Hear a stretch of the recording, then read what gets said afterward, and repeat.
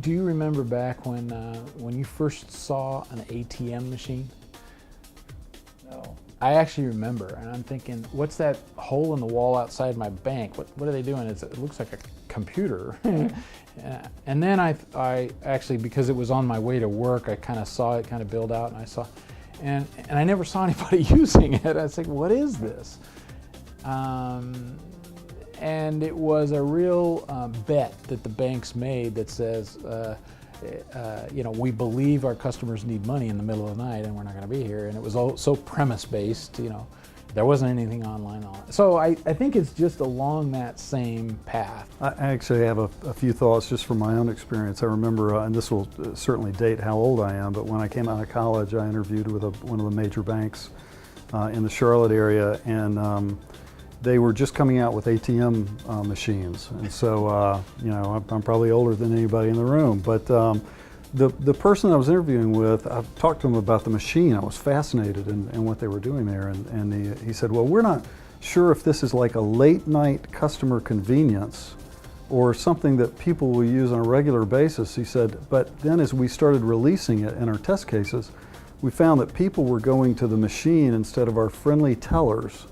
And so we're asking, what does this really mean to banking? And it was a very insightful conversation. Of course, now we can't imagine, standing in line for an ATM.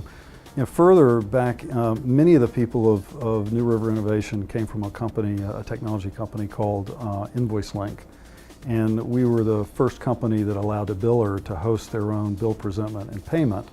And we founded that company in 1997. And back then, we knew with the web there was an opportunity to personalize a communication between a company, a service provider, and their clients in a way that had never been done before. And the bill was content, all kinds of information, self-service would be part of that content. And we were really excited about that. It's taken a number of years before it actually came to fruition. And now it's something that we certainly take for granted. In 1999, I was Vice President of Product Strategy at Thompson, and we began rolling out a client portal. And that's, maybe that was a little early, it's obviously very successful now. And I began saying to accounting firms that this is something we should begin talking about.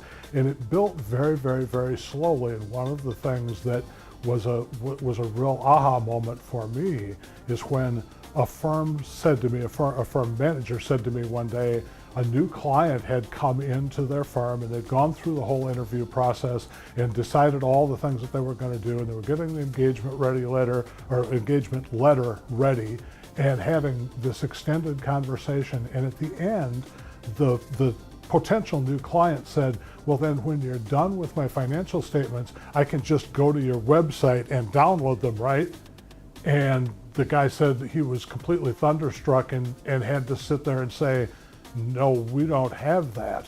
And the guy looked at him kind of funny. He said, well, my bank and my broker and my airline and my bookstore all have that. Why don't you? That's exactly what's happening today. And of course, then the big move is now legislative, and we have lots of regulation on what we can and can't do. But the fact is, this is a consumer demand. It's bubbling up from underneath that consumers want and very soon will expect firms to communicate with them that way.